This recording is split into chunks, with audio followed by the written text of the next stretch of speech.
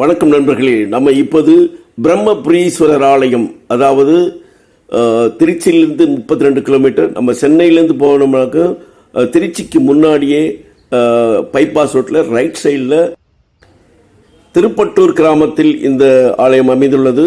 இங்கு நம்ம இறைவனை தரிசித்தால் நம் தலையெழுத்தை மாறும் என்பது ஐதீகம். அதாவது இத்திருக்கோயில் சிவனை பிரம்மா வழிபட்டதால் பிரம்மபுரீஸ்வரர் என்றும், அம்மன் பிரம்ம நாயகி எனப்படும் பிரம்ம சம்பத் கௌரி என்றும் அழைக்கப்படுகின்றனர். பிரம்மா வழிபட்ட சோடசலிங்கம் தனி மண்டபத்தில் அமைந்துள்ளது. மேலும் பிரம்மாவை வழிபட்டால் திருமண தடை, தொழில் வியாபாரம் வெற்றி, தடைகள் நீங்கி வாழ்க்கையில் வெற்றி பெறலாம் என்று கூறப்படுகிறது.